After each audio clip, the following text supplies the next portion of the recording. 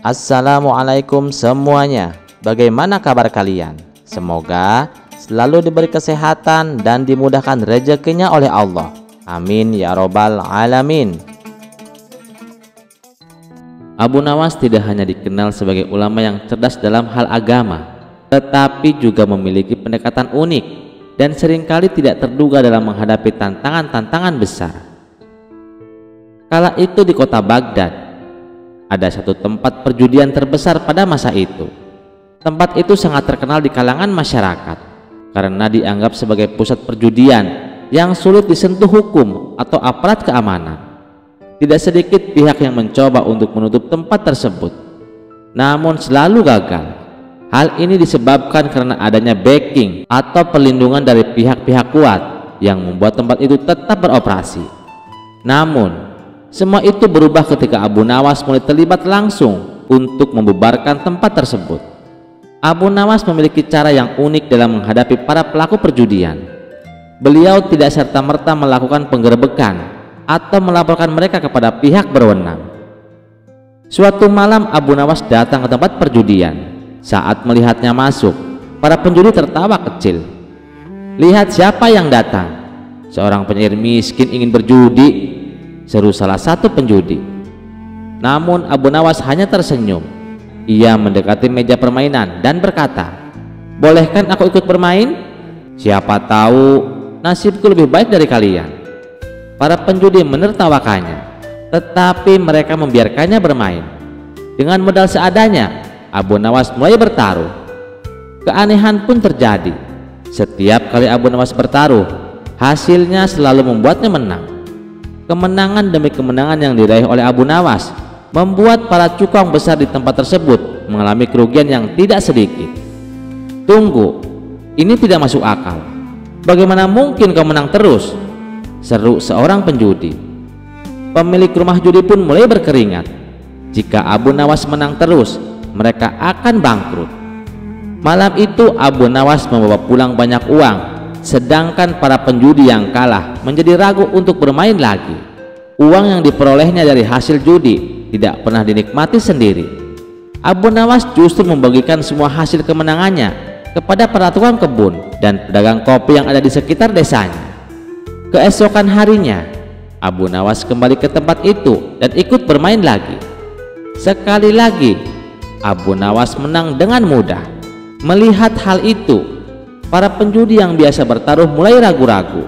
"Untuk apa aku berjudi kalau Abu Nawas yang selalu menang?" kata salah seorang penjudi. "Benar juga, lebih baik aku pulang dan tidak kehilangan uangku," ujar yang lain.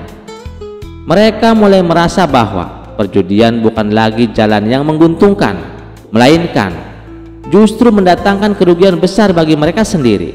Perlahan tapi pasti, tempat tersebut mulai kehilangan para penjudi dan cukong-cukong besar yang biasanya meramaikan meja-meja permainan. Pemilik rumah judi mulai stres. Keuntungan mereka berkurang drastis, bahkan mereka mengalami kerugian besar. Akhirnya, rumah judi itu pun bangkrut dan ditutup selamanya. Keberhasilan Abu Nawas dalam menghancurkan tempat perjudian tidak berhenti sampai di situ.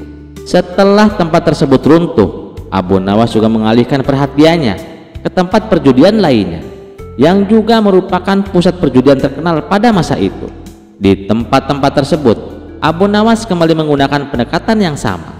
Ia menyambangi tempat-tempat itu, ikut bermain, dan selalu menang. Kemenangan Abu Nawas di tempat-tempat perjudian itu bukan hanya sekedar keberuntungan. Banyak yang meyakini bahwa apa yang dilakukan oleh Abu Nawas merupakan kecerdikan yang dimiliki sebagai penyair dan sufi yang sangat cerdas. Tidak hanya menghancurkan tempat perjudian secara fisik, Abu Nawas juga berhasil menghancurkan mental para pelakunya sehingga mereka kapok untuk terlibat dalam dunia perjudian. Selain itu, Abu Nawas juga dikenal sebagai sosok yang sangat peduli kepada masyarakat kecil. Ketika beliau mendapatkan uang dari hasil kemenangan dalam perjudian, uang tersebut tidak pernah digunakan untuk kepentingan pribadi. Dari kejadian itu banyak orang yang akhirnya mulai meninggalkan perjudian dan mencari jalan hidup yang lebih baik. Tempat-tempat yang dulu dikenal sebagai pusat perjudian akhirnya berubah menjadi tempat yang lebih tenang dan damai. Kisah selanjutnya, Pada suatu malam penduduk Baghdad dirundung keresahan. Sebuah tempat hiburan malam bernama Istana Malam telah menjadi pusat kemaksiatan. Di sana orang-orang mabuk, berjudi, dan tenggelam dalam kesenangan duniawi. Warga ingin menutup tempat itu, tetapi tak ada yang berani karena tempat tersebut dilindungi oleh oknum petinggi kerajaan. Di tengah kegelisahan itu, Abu Nawas duduk di depan rumahnya, menatap cahaya rembulan dengan pikiran menerawang. Dalam hati ia bergumam, jika tempat ini terus dibiarkan, seluruh kota akan menanggung dosanya. Aku harus bertindak. Dengan tekad bulat, Abu Nawas bergegas menuju rumah sahabatnya Abu Jahil untuk meminta bantuan. Setibanya di rumah Abu Jahil, ia langsung berkata, "Abu Jahil, aku mengajakmu pergi ke Istana Malam." Mendengar itu, Abu Jahil terbelalak. "Yang benar saja Abu Nawas, ini ide gila. Apa kamu kehabisan jamaah untuk berceramah? Sampai-sampai hiburan malam pun jadi sasaranmu?" Abu Nawas menghela napas dan menjawab dengan penuh keyakinan, "Biar namaku tercemar di mata manusia, asalkan aku tenar di mata Allah. Apa artinya sebuah nama? Paling mentok, aku hanya akan dicibir oleh orang-orang. Tapi ingat, semua orang menginginkan surga, bukan hanya jamaah di masjid. Orang-orang di dalam istana malam itu juga butuh hidayah." Abu Jahil masih ragu. "Aku tetap tidak mau ikut Abu Nawas, itu terlalu beresiko." Abu Nawas tak memaksa. Dengan atau tanpa Abu Jahil, ia sudah bertekad. Malam itu juga Abu Nawas mengenakan pakaian yang berbeda dari biasanya. Ia mengenakan celana jeans dan kaos oblong agar tidak mencolok. Tak lupa, ia mengenakan kacamata hitam, bukan untuk bergaya, tapi karena matanya sering menangis melihat orang-orang yang masa depannya suram di akhirat kelak. Dengan langkah mantap ia memasuki Istana Malam. Di dalam, suasana begitu riuh, lampu warna-warni berkedip, musik berdentum keras, dan di sudut ruangan beberapa orang asik menenggak minuman keras. Tiba-tiba seorang pria yang mengenali Abu Nawas berteriak, "Tuan Abu Nawas!" Seisi ruangan terdiam. Semua mata tertuju pada sosok Abu Nawas. Orang yang memanggil tadi langsung menghampirinya. "Tuan Abu Nawas, kemari, gabunglah dengan kami." Tanpa ragu, dan duduk di antara para pengunjung yang sudah setengah mabuk, ia melambaikan tangan memanggil seorang pelayan. Seorang pelayan mendekatinya. "Selamat datang Tuan, mau minuman spesial?" Abu Nawas pura-pura berpikir, "Apa ada susu unta?" Pelayan itu mengerenyit, "Kami punya arak terbaik dari Persia, bukan susu unta." Baiklah, beri aku air putih yang sangat mahal." Pelayan bingung, tapi tetap membawa segelas air. Abu Nawas menatapnya dalam-dalam.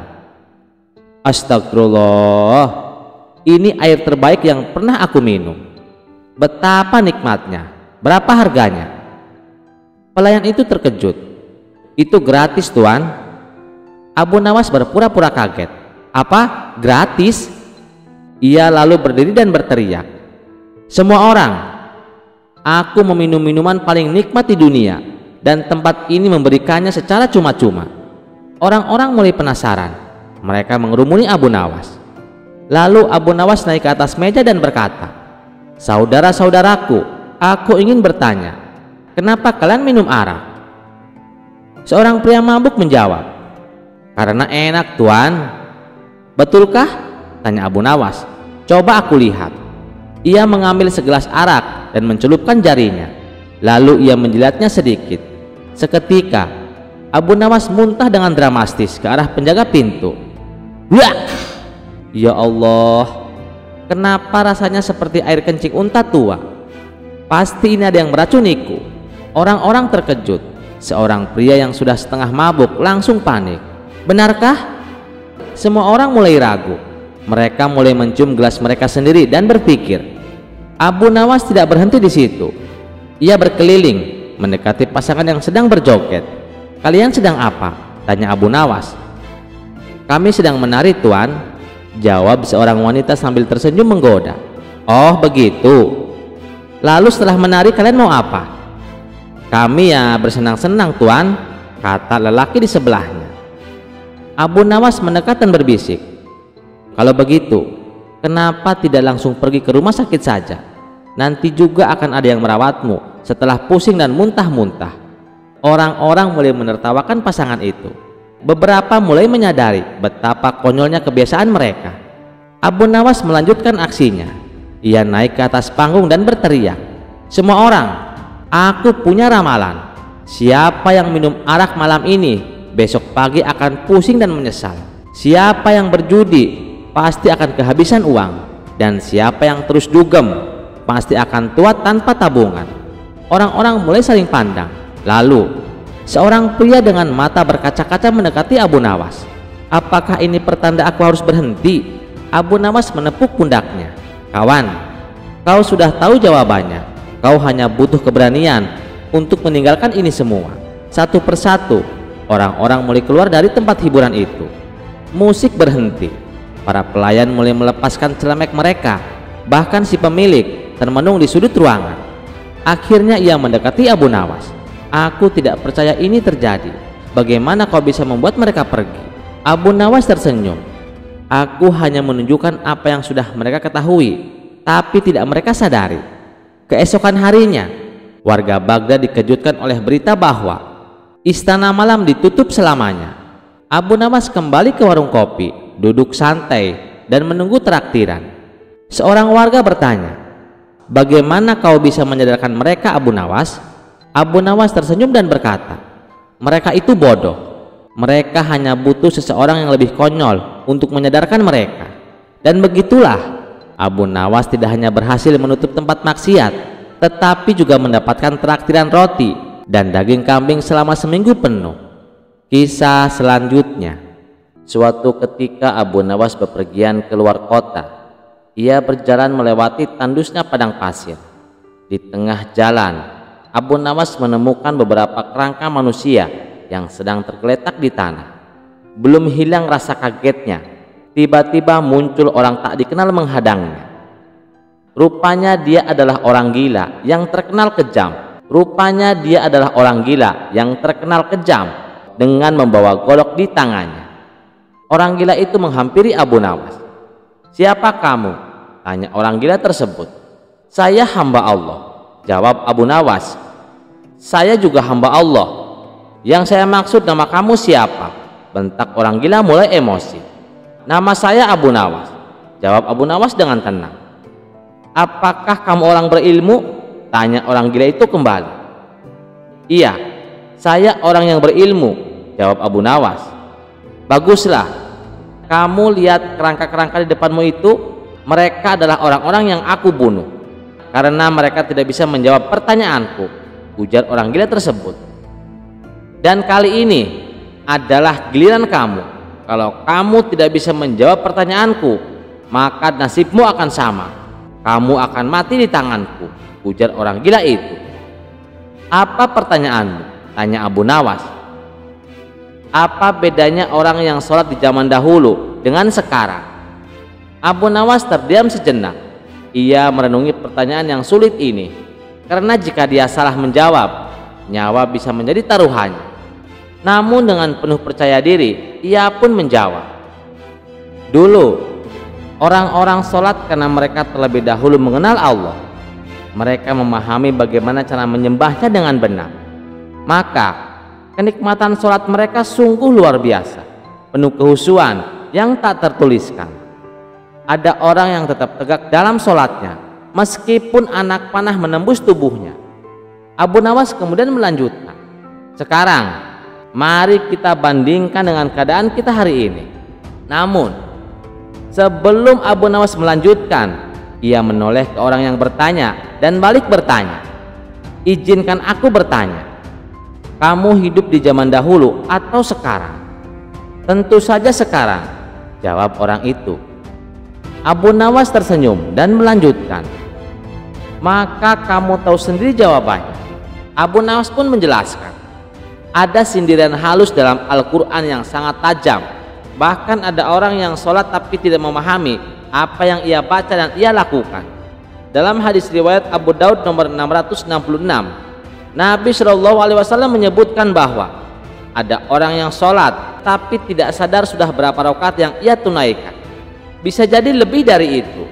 Coba kita renungkan, dari sekian banyak ruku dan sujud yang kita lakukan sepanjang hidup, berapa persen bacaan yang benar-benar kita pahami?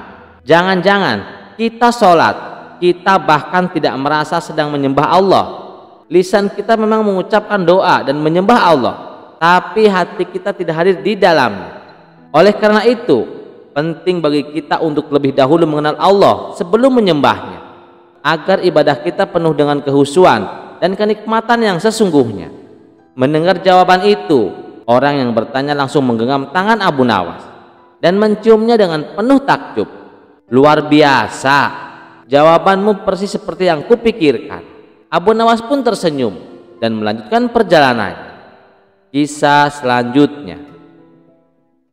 Di sebuah negeri yang makmur hiduplah seorang pemuda bernama Abu Jahil. Sayangnya, kebiasaannya jauh dari kata baik. Ia terkenal sebagai lelaki yang suka bermaksiat, bermain dengan wanita, dan bahkan sering berselingkuh tanpa merasa bersalah. Suatu hari warga desa menangkap basah Abu Jahil sedang berduaan dengan seorang wanita yang telah bersuami. Amarah warga memuncak. Mereka segera menyeretnya ke istana untuk diadili oleh Baginda Raja. Setelah mendengar laporan warga, Baginda Raja menghela napas panjang. Ia tak ingin negerinya dipenuhi skandal yang mengganggu ketentraman. Maka dengan kebijaksanaannya, ia memutuskan agar masalah ini diselesaikan secara kekeluargaan.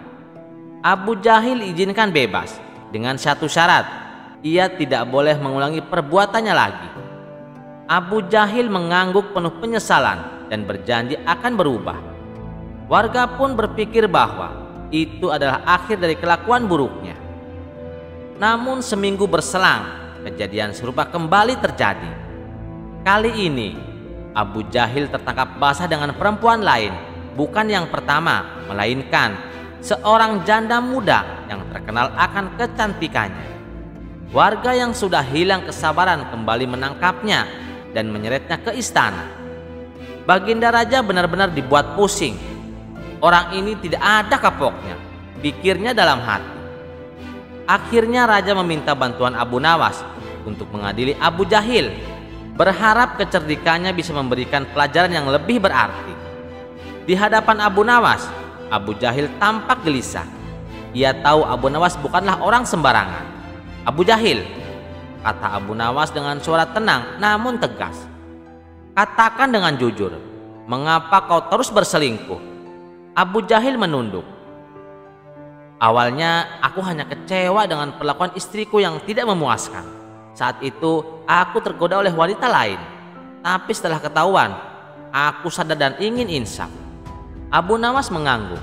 "Lalu mengapa kau kembali mengulanginya?" Abu Jahil menghela nafas lalu berkata, "Setelah peristiwa pertama, aku benar-benar ingin berubah. Tapi tak lama kemudian, aku bertemu dengan seorang janda yang sangat cantik. Ia begitu menggoda dan aku tak bisa menahan diri." Abu Nawas menggelengkan kepala sambil tersenyum sinis. "Jadi kau ingin insaf? Tapi insafmu hanya sampai ada godaan baru datang." Abu Jahil terdiam. Abu Nawas melanjutkan, "Ibarat seseorang yang berusaha keluar dari lumpur, tapi setiap melihat genangan air, ia malah melompat ke dalamnya lagi. Kau tahu bahwa perbuatanmu salah, tapi tetap kau lakukan. Insaf bukan sekedar niat, tapi harus disertai dengan tindakan nyata." Abu Jahil semakin menunduk, wajahnya memerah karena malu. "Ketahuilah," lanjut Abu Nawas, "zina adalah dosa besar dan setiap orang yang melakukannya pasti akan menanggung akibatnya. Jika kau terus seperti ini, bukan hanya nama baikmu yang hancur, tapi juga hidupmu di dunia dan di akhirat." Abu Jahil akhirnya menangis. Ia sadar bahwa selama ini keinginannya untuk berubah hanya sebatas kata-kata, bukan tindakan nyata. "Aku benar-benar ingin berubah, Abu Nawas," katanya dengan suara bergetar. Abu Nawas tersenyum. "Jika kau sungguh-sungguh ingin berubah, maka buktikan. Jauhi semua godaan.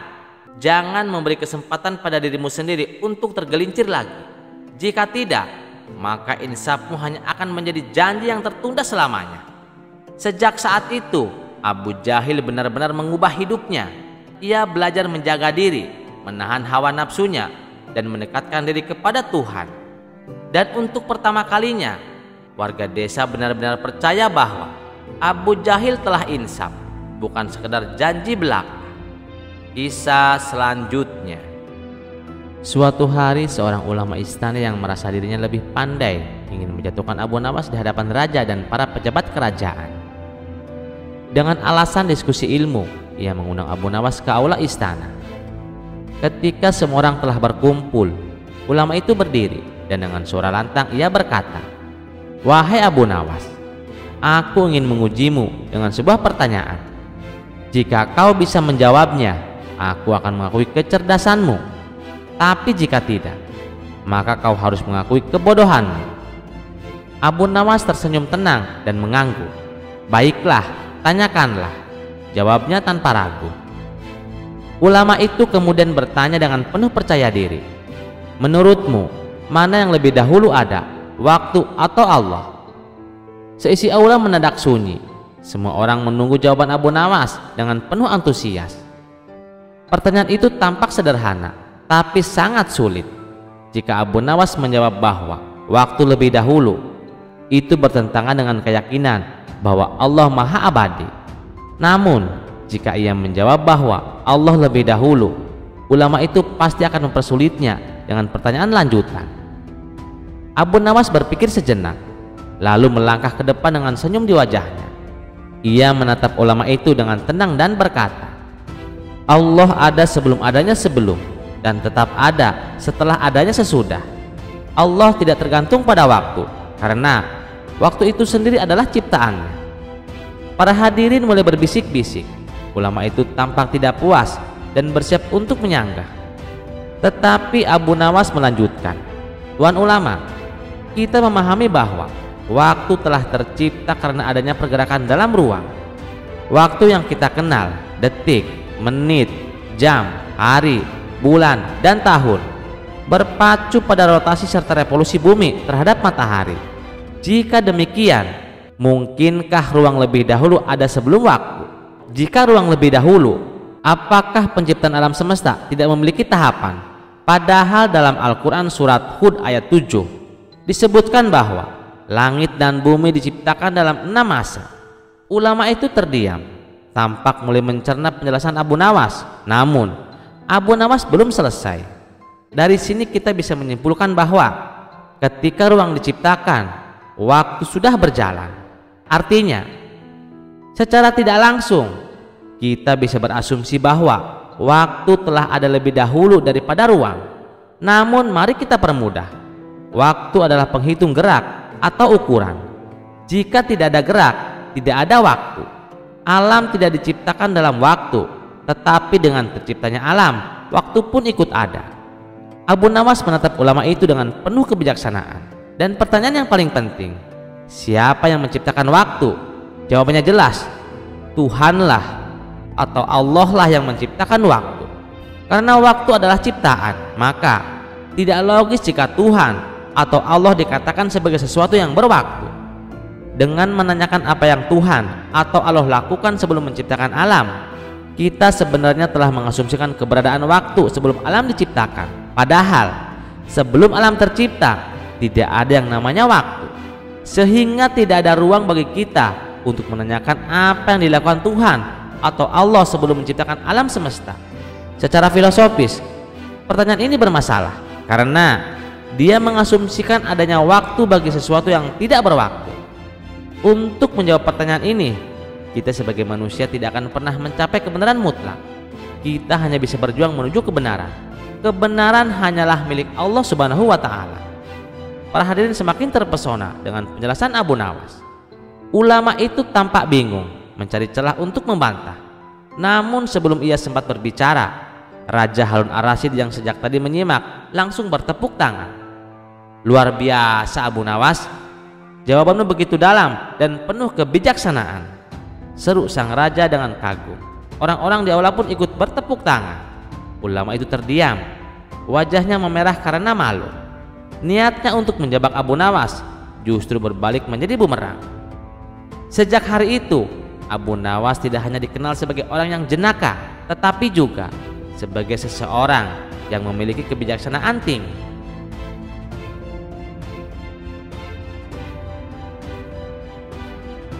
Kisah selanjutnya, Raja Harun ar-Rasyid sedang duduk di istananya dengan wajah muram. Beberapa pejabat kerajaan datang membawa kabar buruk. Kapal-kapal dagang kerajaan sering terlambat karena ombak besar di lautan. Ini membuat perekonomian terganggu dan para saudagar mengeluh. Raja pun mengerutkan dahi, lalu mengumpulkan para penasihatnya. Apakah ada solusi untuk masalah ini? Tanyanya. Para penasihat kebingungan, hingga tiba-tiba seseorang menyebut nama Abu Nawas. Baginda, hanya Abu Nawas yang cukup cerdik untuk mencari solusi bagi masalah ini, kata salah satu menteri. Abu Nawas yang sedang asik bercengkrama dengan teman-temannya di kedai teh, tiba-tiba didatangi pengawal istana. Abu Nawas, Baginda Raja memanggilmu segera ke istana. Dengan senyum khasnya, Abu Nawas langsung bergegas. Sesampainya di istana, Raja Harun menjelaskan masalahnya. Aku ingin kau menemukan cara agar ombak tidak lagi mengganggu kapal-kapal dagangku. Abu Nawas berpikir sejenak, lalu tersenyum. Baginda, izinkan hamba menangani masalah ini, tapi hamba membutuhkan dana besar untuk melaksanakan rencana ini. Raja yang sudah terbiasa dengan akal-akal Abu Nawas sedikit curiga. Apa rencanamu? Abu Nawas menjawab, hamba akan membeli ombak dari lautan agar tidak lagi mengganggu kapal-kapal dagang. Para penasihat kaget mendengar ide Abu Nawas. Bagaimana mungkin ombak bisa dijual? Namun Raja Harun yang sudah penasaran justru tertarik. Berapa yang kau butuhkan Abu Nawas? Tanyanya. 100 peti emas paduka, jawab Abu Nawas dengan penuh percaya diri.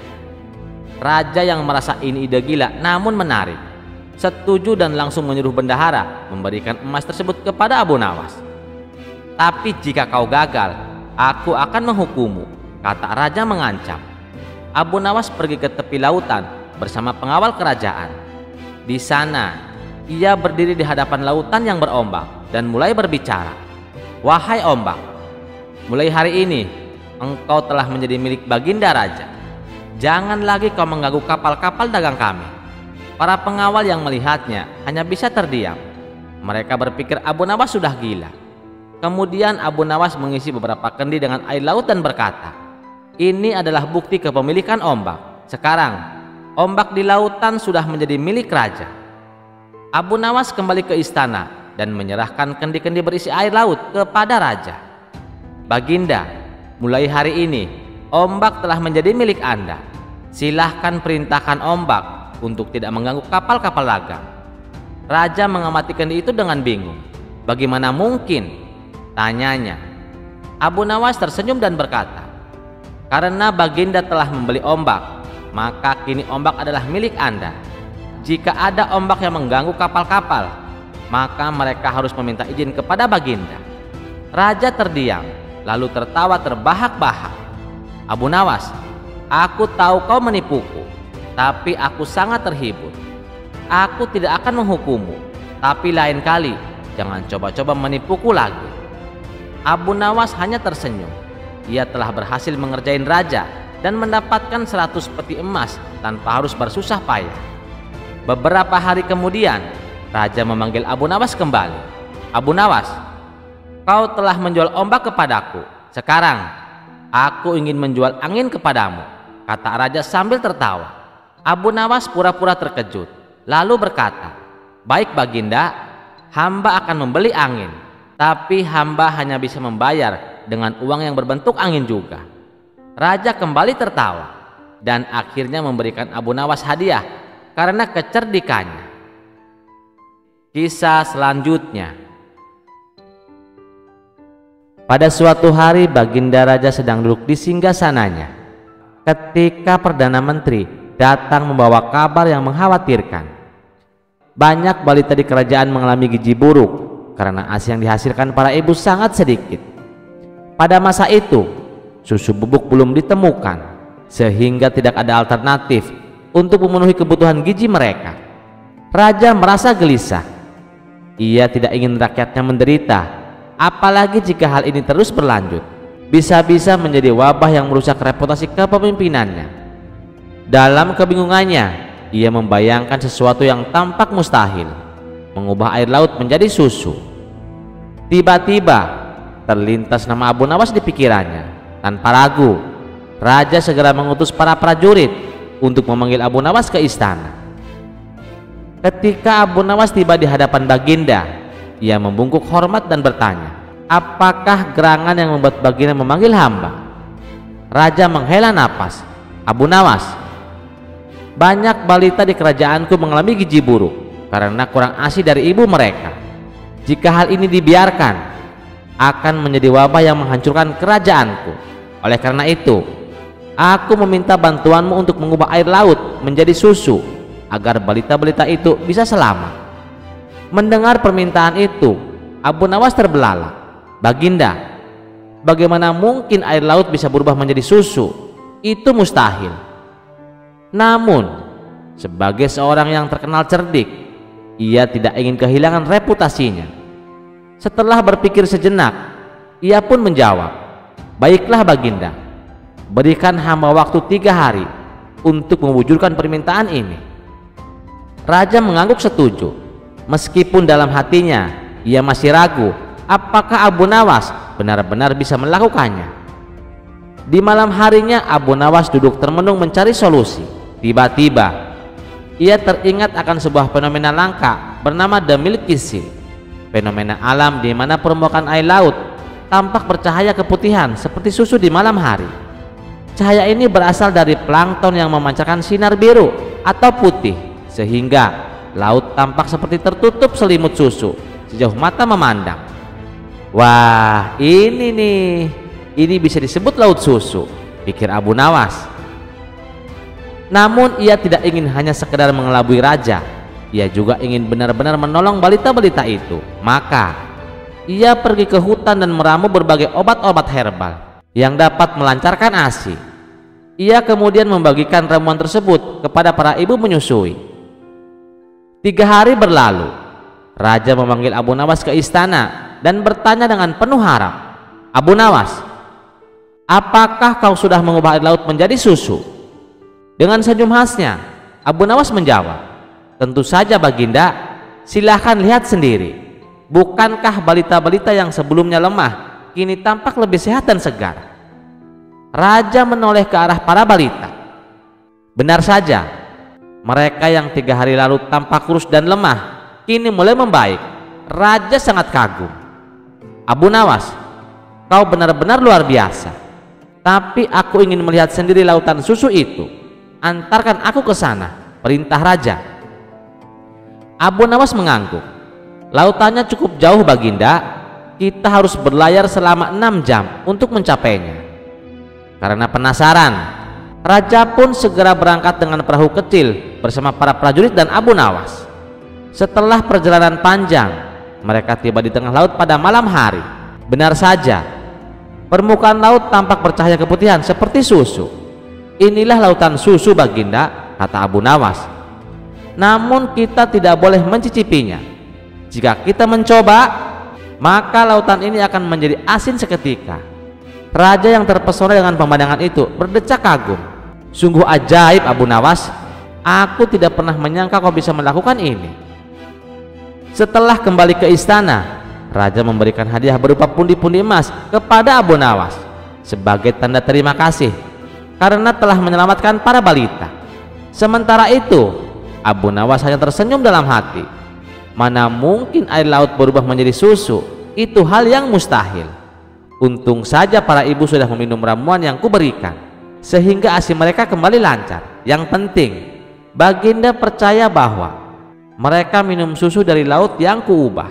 Bodoh amat, yang penting para balita sudah terselamatkan. Ternyata sebelum menghadapi raja, Abu Nawas sudah berpesan kepada para ibu untuk merahasiakan segalanya. Dan begitulah, sekali lagi Abu Nawas berhasil mengelabui raja dengan kecerdasannya, bukan hanya demi keuntungan sendiri, tetapi juga demi kebaikan rakyatnya. Kisah selanjutnya. Di suatu siang yang terik, seorang utusan kerajaan datang dengan tergesa-gesa menunggangi kuda putihnya di jalan berdebu. "Abu Nawas!" serunya keras. Abu Nawas yang tengah bersantai di bawah pohon beringin tua membuka matanya setengah malas. "Ah, kalau ada utusan kerajaan, pasti ada hal aneh yang melibatkan aku lagi," gumamnya sambil menguap. Utusan itu turun dari keduanya dengan wajah serius. "Baginda Raja memanggilmu ke istana. Ada tugas penting untukmu." Abu Nawas mengangkat alis. "Tugas penting?" ujarnya sambil tersenyum kecil. Dengan santai ia bangkit dan mengikuti utusan ke istana. Setibanya di sana, suasana terasa berbeda.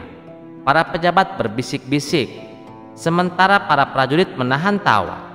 Di singgasana Baginda Raja menyambutnya dengan senyum penuh teka-teki.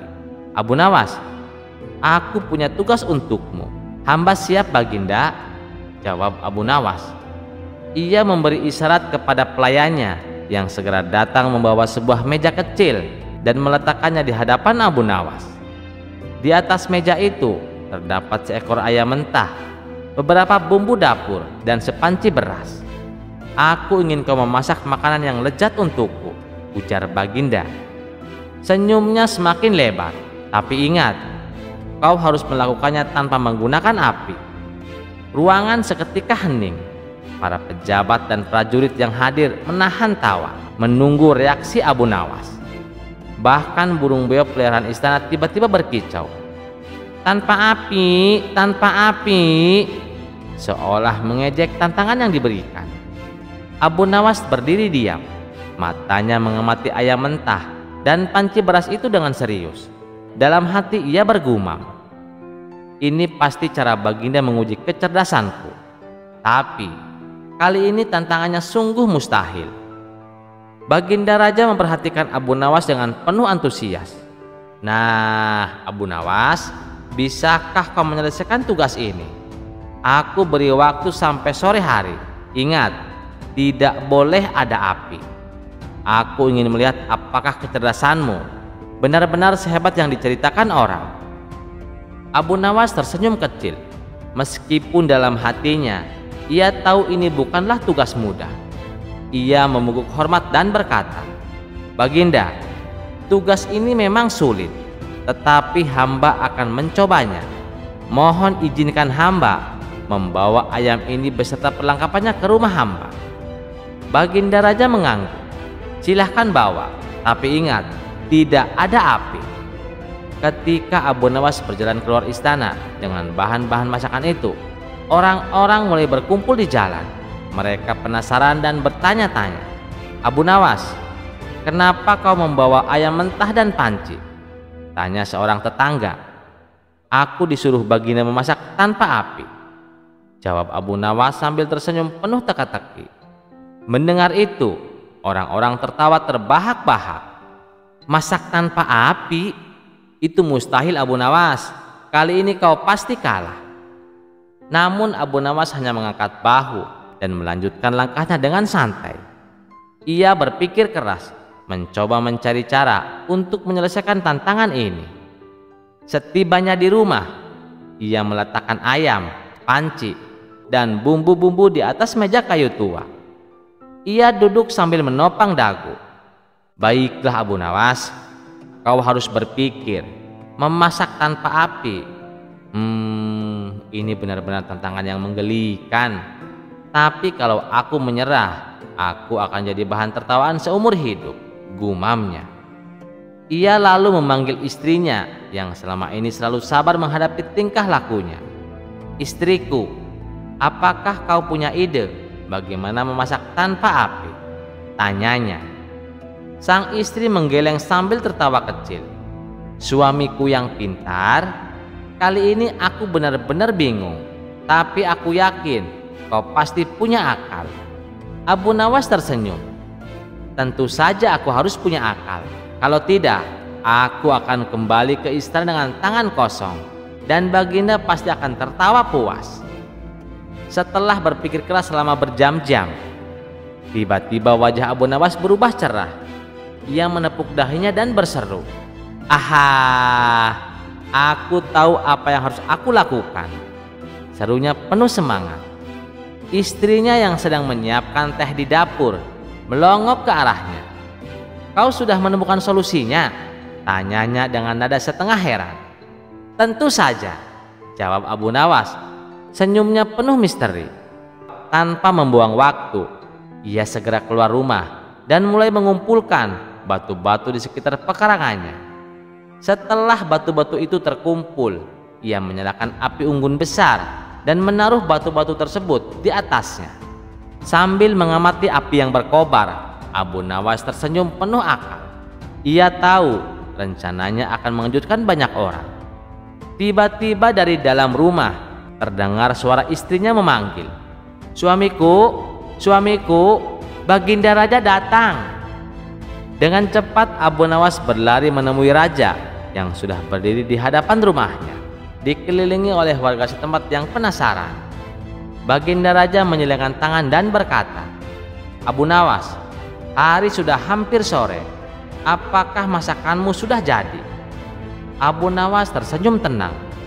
"Belum Baginda, hamba sengaja menunggu Baginda datang untuk menyaksikan sendiri bagaimana hamba memasak tanpa api." Orang-orang yang mendengar itu langsung terkejut. "Yang benar saja, Abu Nawas bisa memasak tanpa api," bisik mereka satu sama lain. Abu Nawas pun segera mengambil batu-batu yang sudah dipanaskan di api unggun dan meletakkannya di depan rumah. Baginda Raja menatapnya dengan dahi terkejut. "Apa-apaan ini Abu Nawas? Kenapa kau membawa batu-batu itu?" Abu Nawas tersenyum dan menjawab, "Batu-batu ini ajaib Baginda, mereka bisa mengeluarkan panas." Sambil berkata demikian, Abu Nawas meletakkan sebuah penampang seng di atas batu-batu panas itu. Lalu dengan hati-hati ia menaruh ayam mentah di atasnya. Beberapa menit kemudian daging ayam mulai berubah warna. Abu Nawas dengan cekatan menaburkan bumbu yang sudah disiapkan. Aroma lezat pun langsung menyebar, terbawa angin dan mengelitik hidung semua orang di sekitar. Para warga yang menyaksikan langsung ternganga. Sementara Baginda Raja tampak terkejut. "Luar biasa Abu Nawas, aku tidak menyangka kau benar-benar bisa menyelesaikan tugas ini," seru Baginda. "Dari mana kau mendapatkan batu ajaib ini?" Abu Nawas tersenyum penuh tipu muslihat. "Batu-batu ajaib ini ada di rumah hamba Baginda. Jika Baginda berkenan, hamba akan menyerahkannya kepada Baginda, asal ditukar dengan sekarung emas." Baginda Raja berpikir sejenak, lalu mengangguk. "Baiklah, keluarkan semua batu ajaibmu. Aku akan membayarnya dengan sekarung emas." Tanpa ragu, Abu Nawas memasukkan batu-batu itu ke dalam sebuah peti. Lalu para prajurit segera membawanya ke istana. Sesampainya di sana, raja dengan penuh rasa ingin tahu membuka peti tersebut. Namun yang ditemukannya hanyalah batu-batu biasa, tanpa panas, tanpa keajaiban. Baginda Raja terdiam sejenak, lalu tiba-tiba tertawa terbahak-bahak. "Hahaha, Abu Nawas, kau berhasil mengelabiku lagi." Abu Nawas yang mendengar itu ikut ketawa. Salah satu warga yang penasaran bertanya, "Abu Nawas, bagaimana batu itu bisa mengeluarkan panas?" Abu Nawas tersenyum dan menjawab, "Sebenarnya aku hanya menggunakan metode memasak tradisional. Aku memanaskan batu-batu itu dengan api, lalu memasak di atasnya. Jadi ini bukan batu ajaib seperti yang Baginda kira, melainkan hanyalah akal-akalan belaka." Semua orang pun tertawa menikmati kepintaran Abu Nawas yang lagi-lagi berhasil mengelabui raja. Sekian dulu perjumpaan kita kali ini. Sampai jumpa di kisah selanjutnya. Terima kasih yang sudah setia menonton channel ini. Wassalamualaikum warahmatullahi wabarakatuh.